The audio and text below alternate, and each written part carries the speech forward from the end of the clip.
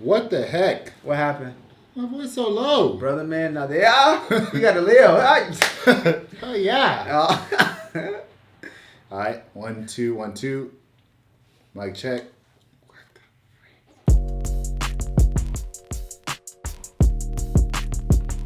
Welcome back, as a young brother Mace once said. Yo, yo, yo. So, we are back with another episode of the Prime Pixel Podcast. Where we help you master the content creation game. Let's go get it. And also explore aspects of business and lifestyle. Cheers. Cheers. Now, today's question that was posed by us, so we got people asking us questions, is what do most business owners get wrong about creating content? Okay. You want me to answer that first? Please. It's really simple, actually. You know, they say it's not rocket science. They don't create content.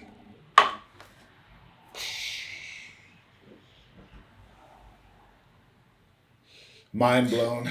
That's going to be an intro right there. All right, boom.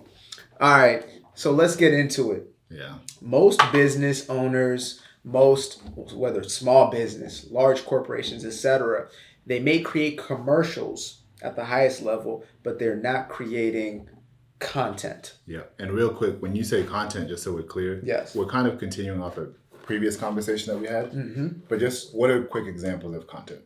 Go ahead.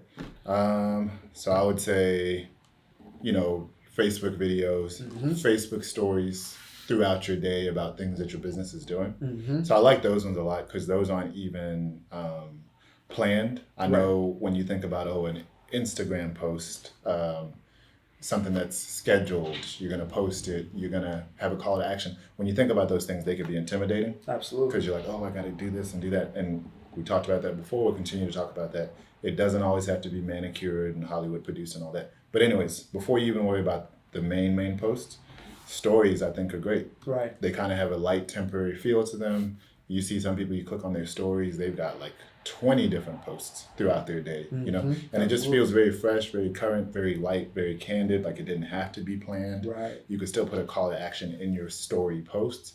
But like I was saying yesterday, again, not to keep using the word story, but we were saying in one of the previous episodes, story as in you want to create an ongoing conversation with people. Absolutely. And the best way to do that is right now, today, my business is doing blank, blank, blank. Even if it's no grand event, no product, anything like that. It's just, hey, keep in touch with what we're doing. Absolutely. Yeah, so keep everybody in the loop, essentially. Yeah. Of your business activities or whatever it is. Yeah. Now, I actually had a conversation today, funny enough, with a lady who I met outside these very doors.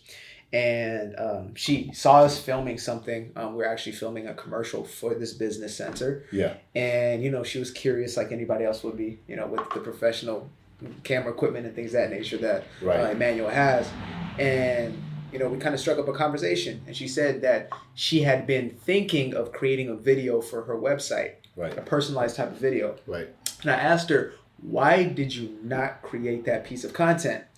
Most times I have an answer for them already. It's almost rhetorical, but I really do want to hear because I've heard the answer so many times. Okay. And the honest answer is fear, right? Yeah. It's not going to be good enough. I'm not a camera person, right? I'm not supposed to be in front of a camera. If I put it out there, who's going to watch it? Is anybody going to see it? All these kind of concerns. So just to speak to that, can you, speak on that and kind of dismiss some of the myths that are out there about the type of person that you have to be to create content and how it has to look and feel. Right. I would say the biggest thing to get that fear out of the way, I actually think back to some social media guy I watched who was giving tips, and he was just expressing how at a certain point he used to do everything super like overproduced, manicured, planned, scripted, all these things. And those are things that really usually scare people. Like, what am I going to say? Right. Did I say enough words? Is the photo right? Is the filter right? Is the sunset looking good? All these things, because people basically want to make these mini billboards, these mini advertisements on their Instagram and such. Right. You can do that if you got the investment, the time, and especially the schedule to do that consistently. Great. Keep doing that. Great looking content is hopefully going to knock it out of the park for you. But it's not all about that. And again, that is actually what brings the fear, is thinking it's got to be this big, grand thing. So this guy I was listening to, he expressed how he quickly realized that the posts and the video types that he was doing, where he spent hours planning and this and that, they would have a little boost, give him a little bit of return on investment at the instant that he hit them, and maybe a trickle following that day or following that week.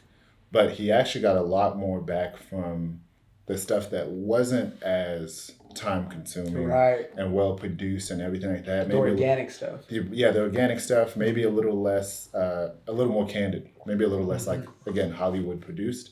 The stuff that took him a lot less time, but he could do it every day or almost every day, gave him a lot more return on investment, because again, it's that consistency that people could follow. Absolutely. You know? So that's what I would say as far as get the fear out of the way, is probably stop over planning it. You know, we talked before, and I always talk about how I work with a lot of real estate agents, you know, and they'll simply want to do a video walkthrough of a house. Like I'll film them, you know, hey, today I'm at such and such in Texas, in San Jose, you know, I'm going to show you this property.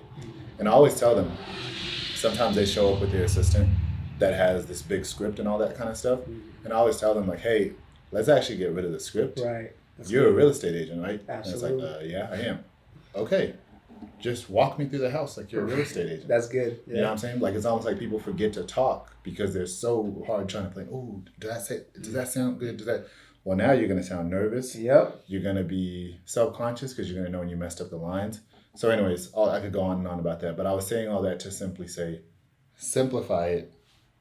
Post stuff that's kind of within the nature of what you already do and within the nature of your personality already. Absolutely. And just do it consistently. Like, let people just see the real you, you know, on a regular basis, to then get grown and attached to you, the person, not some magazine model that you created or some you know, publication level editorial shoot that you did, because you can't do those every day. Exactly. You know? And even if you could, that's not necessarily what people want to connect to. So it's funny because this, first of all, taps into something you said yesterday about people want authenticity. They want the real more than ever now, right? Yeah. And also, it seemed like you literally were in a conversation that we had earlier, because that's literally the advice I was saying. Okay. Is like, she was saying, you know, she even said, I wish, you know, I could get somebody to even take pictures of me, like, as my clients were sitting in here. Exactly. And candids and stuff like that, right? Right.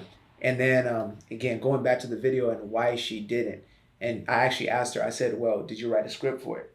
You know, and usually they, you know, somebody might think, oh, I should have, you know, written whatever. And I said, no, that's actually the worst thing most people can do. Right. Because there's some, like, I called 2 different people and created this literally today out here. I said, you're either scripted or an unscripted. Exactly. And most people are unscripted. Yeah. Right? Exactly. The ones who were scripted, to be honest, unless you're like a Hollywood actor or something like that, is usually somebody who is not fully equipped in their own industry. That's the truth. But if you've been in your industry for a long time, just like Emmanuel said, you know what you do. Yeah, and I actually just had I'm not going to cut you off, but I just had a big light bulb about scripted versus unscripted. But it's please not. Okay, it's a whole. Then we got to get into it. That might be a whole different. It's we're gonna blow the roof off. Okay, of this, okay, so. It's over. It's over. Yeah. But just to kind of finish off that thought is, if you are in whatever industry, like we say, you are a real estate agent and you've been in this for 15 years, even 3-5 years, right? Yeah. You have an expertise. You do the thing in and out every day. She's a lawyer. She's gone through law school. She understands law at a basic level. She has had 5 years. Now she has a deeper understanding. Right. From what she told me, she's been doing this over 15 years. There is nothing that she does not know about her craft at this point. She talks to these people every single day. And I just said, have that conversation. Just like Emmanuel was saying, have the walkthrough that you usually do. There just happens to be a camera there. Have a true conversation with them. Right. And we're also going to get into pieces like, you know, what are the most important types of content to put out to grow your brand, value content, etc. Right. But I have to hear about this scripted, unscripted. What hit you? Yeah. What done did it? My mind was just blown because, like you said, I think scripted and really practiced and everything, it seems to be something that people who are kind of more amateur would do. Because yes, technically, you know, Hollywood actors, Hollywood movie, yes, that's scripted. But again, you're a regular person who happens to own a business. Right. You're not doing Hollywood every day. Right. We want your real business with the mess ups, with the growths, with the new products fails, this and that. We just want the growth. So we don't want the scripted. But here's the most hilarious thing about, say, like a Kim Kardashian, like people who they're superstars, and I say her specifically because, is it Kylie Jenner? That's her sister. She, right. She's the one that's like really, really blowing up lately. The hilarious thing about people who are like really, really big Instagram models, stars, influencers, any of these influencers, is when we look at them and we want to get to our growth at their level, we pay for scripting, we pay for this and that, we have this fear mentality. Dang, what's the secret? What's the secret? What's the secret? When those guys make it, and the people I just named, like the Kylie Jenners and such, or any influencer you can think of, go to anybody, Dwayne The Rock Johnson, go to anybody. The hilarious thing is these celebrities, these people who are really up there with the following, they probably actually pay someone to make it look unscripted. Wow. Okay. Okay. You see what I'm saying? That's good. Do you remember the Ty Lopez? His first ad. Ty Lopez here in my garage. Yes. That is literally like the poster child for that. Yes. To make it look organic, to make it no, that's good. Right. Yeah. You want to make it seem like it's all real. Oh. Okay. Yeah. That did something for me. The people with big budgets are now paying to look organic. Yeah. So that's good. You might even play a mind trick on yourself and say, "Oh, so I need to pay to look organic." No. Just look organic. You are the part. Organic. Yeah. Right. Exactly. I saw you in the aisle at Whole Foods. You are organic. Right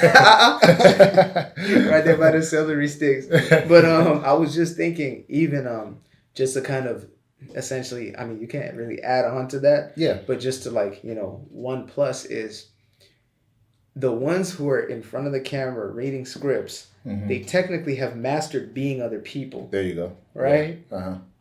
Whereas you have mastered the one craft. So the movie about a lawyer, right? They're doing everything in their power in 6 months to learn how to be a lawyer, how to act and do this and do that, right? And they want to learn it to the point where they don't look like they're acting. Exactly. Yeah. Exactly. To make us believe it.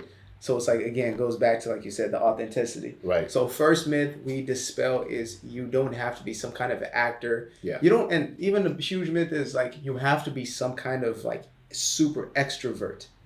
Not true. Yeah, no. Not true. And can you speak to that? I mean, I'm 51%, introvert. You'd be surprised. And 49% extrovert. Right. But what am I? I'm 80, 90% introvert. Yeah. So can I just speak to the myth about needing to be this extroverted, outgoing person? Absolutely. It goes back to authenticity. And I found that what actually works for me is being candid about kind of my flaws. I want to say flaws, shortcomings, whatever. The things that make me nervous as an introvert, to think like, oh my gosh, I'm not super loud, I'm not super animated, I'm not all these things, right? The things that scare me, to say, why would anybody want me in front of the camera?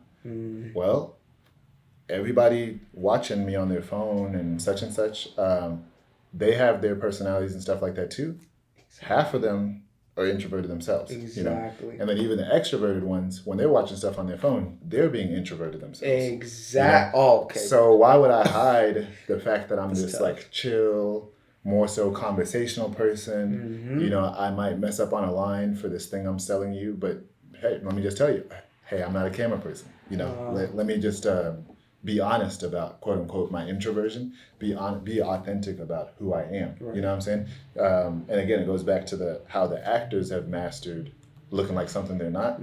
So I just need to master not trying to look at extrovert. I just need to master not trying to fake like someone else. I just need to master being myself, and understand that there's an audience out there for me, even as a quote unquote introvert. And you'd be surprised to learn how many creatives, brand people, influencers. So you'd be surprised to learn how many of them actually are reserved, laid back, chill people, but they just relax. They take a deep breath. They get in front of the camera and they say, I'm just going to speak to you like you're a regular person. Exactly. And it works because, again, people sense that authenticity. Exactly. Coming back to being real. Yeah. And even speaking on that again, it's like you're probably never going to be as introverted than speaking into a camera. Right. Right. So if it's, you're that's true. Right. Like, yeah, that's actually you're not even true. talking to a human being. That's also at this true. point. That helps. That helps. Yeah. Because there's like two sides. The juxtaposed sides is like I think there's a subconscious belief in some of us where it's like this thing's gonna exist forever, right? Which is true inherently. Like you're putting something out there that it's okay. So I've had people who speak in front of crowds, like real estate agents, insurance, like owners of big insurance companies, etc. Right. And they're like, man, I can stand in front of a crowd and talk to them, but I get in front of camera and I say it's two things that's going on in your psyche. One of the things is, subconsciously, this thing is going to be out there. Yeah. It's going to stick forever. Yeah. When you mess up on stage, nobody remembers.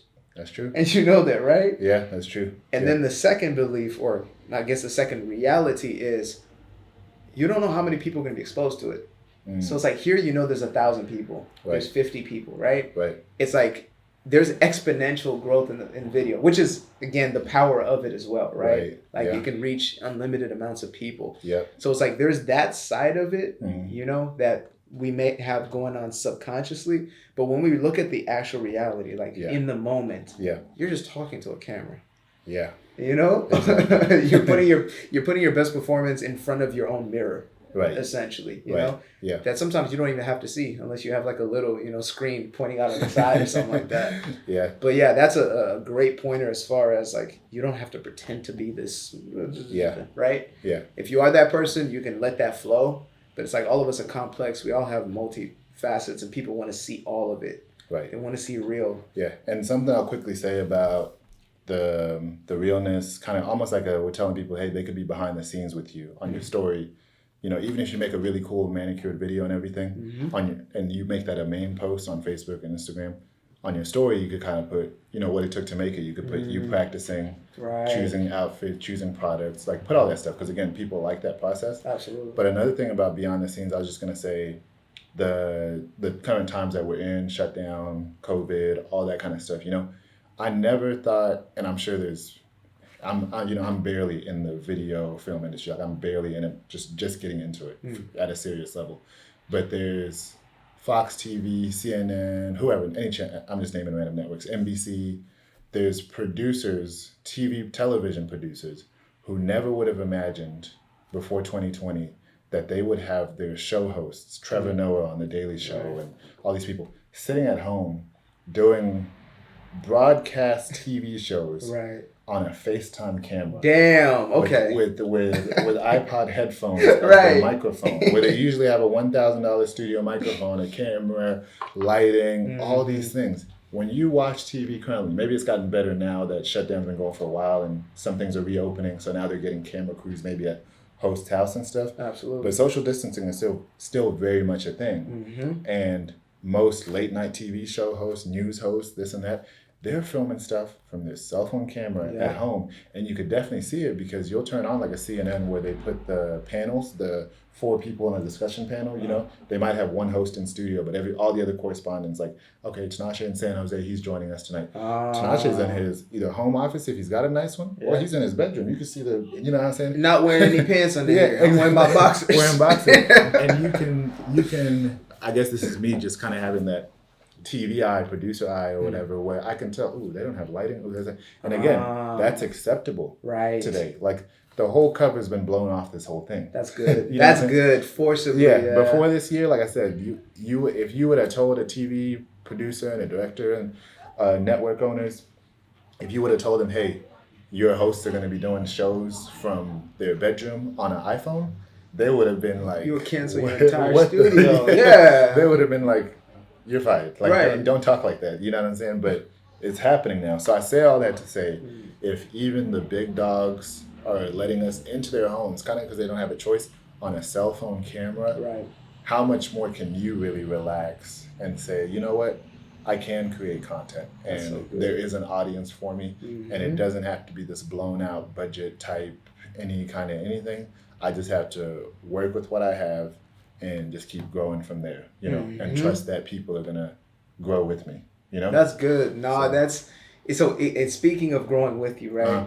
I always speak of like, there's these two worlds of like, if you're in if you're growing like an organic fan base, right? Let's say in music, something we're both akin to, is people want to be on the come up with you, right? Yeah. There are certain industries, quote unquote, who it used to be like you have to establish your presence, like you have to show that you already made it, show that you're already wealthy. Yeah. But now we live in a day and age, and this is an original thought. The Gary V's, etc., talk about the documentation process. Yeah. Right. Even us. This is documenting, us on an ascension, essentially. That's true. It's really just us, but then extending forward. Yeah. But beyond that is, people really do want to see and be part of a come-up story. Right. Everybody loves Rocky because, you saw him from the gutters of New York becoming the world champion. Right? Yeah. So it's like, just imagine if you got to watch Amazon from day one when they were shipping books out of his, apartment or out of his small makeshift office.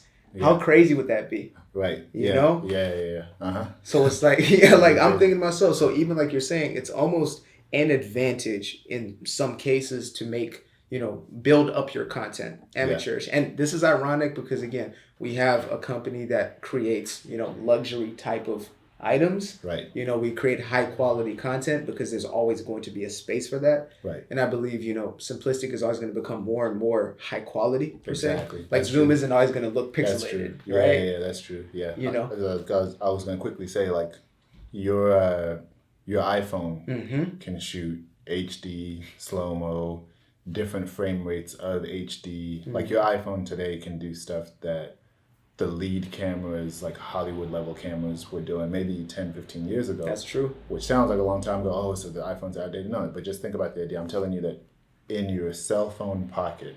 Oh, just as a quick funny example. So I recently got him on Tiger King. Oh, okay. Yes. And I'm hooked. And what happened, Tiger King, as you could see, like some of the stuff about, we won't spoil it, but some of the stuff about Joe, he's in prison, some of the things were happening like 2012, 2015. It seems like Tiger King happened in the early 2010s is when the main storyline took place, maybe between 2010 and 2015. So it happened years ago. It's been produced over years, right? The documentary finally got put out on Netflix this year, early this year. And part of the reason why it blew up so big, other than it being just a crazy roller coaster that it is, a crazy roller coaster of a documentary. Something else. Yeah, just something else going on in the deep south there. Aside from it being just a crazy, intriguing story, it got put out right at the time that everybody got shut in, right? But here's what I was going to say quickly is, once it blew up and became a cultural phenomenon, somebody tied within that show, that production team, or Netflix itself realized, oh, we got to capitalize on this real quick. We got to follow this up real quick. Absolutely. Well, guess what? Studios are closed, quarantine, social distancing, whatever. So what they did with Tiger King was they did almost like an after show type episode. It was I haven't seen this one yet. Yeah, you haven't seen it yet. Gotcha. It was a 1 hour callback. It was like a 1 hour thing. Hosted by this guy, I can't remember the actor's name, but he's the only technical actor because Tiger King, everybody's just regular old folk in the South. If you call it regular, that's what you call it. So what this guy did was he just sat at his home studio, office space, whatever it is, kind of living room space. Like I was saying, cell phone camera, and this is something that that happens about every what? Every couple of hours, somebody's racing by our quote unquote studio space. So, this is a full produced thing for Netflix. Right. They had this guy at his house on an iPhone camera, or maybe he had one good camera, but what he was doing was he was reconnecting with all their main characters. Oh, wow. Calling them in, kind of having quick discussion panels with them, getting their afterthoughts on the show. Because again, the show, the events are technically years ago. At the very least a couple of years ago, a year or two ago.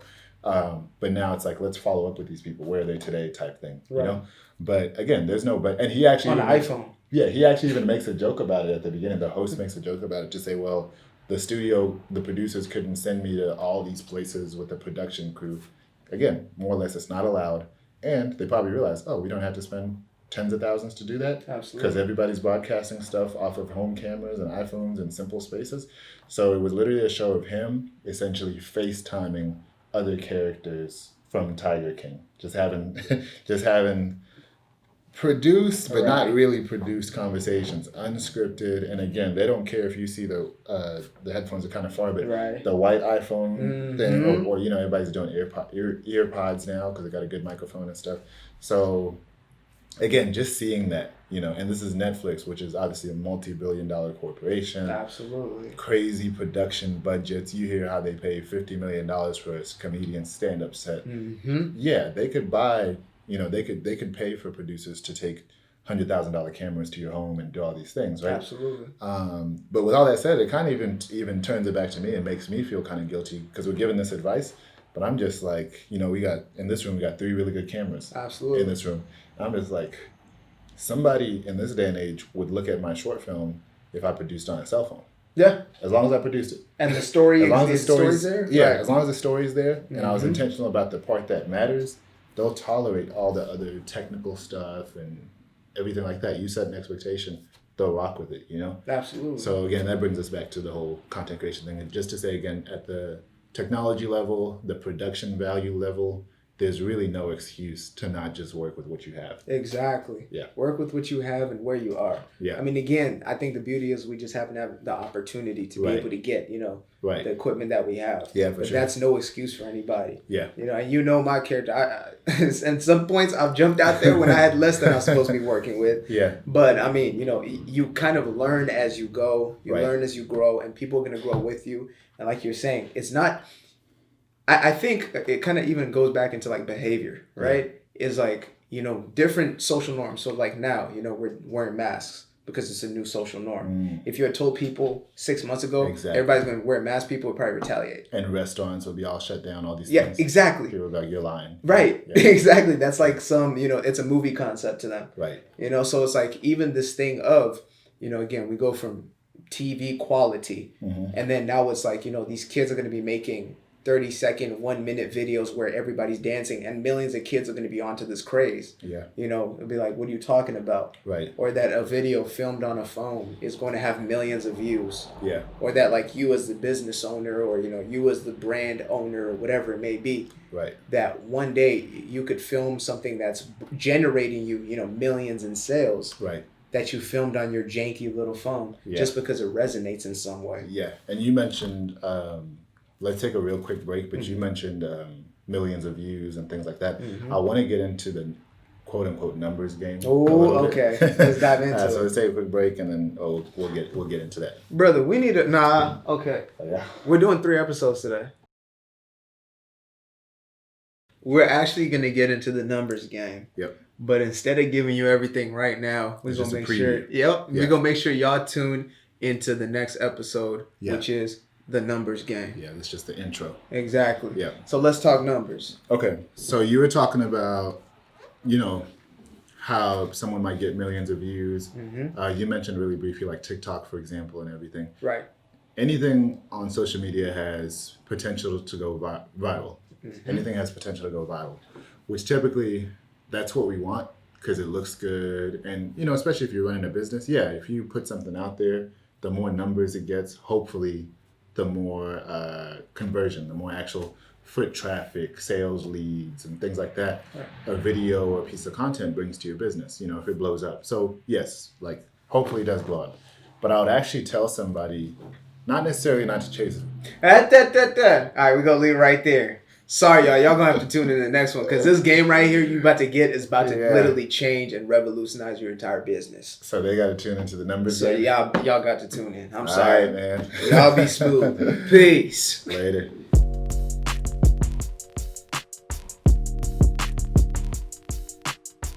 Prime Pixel.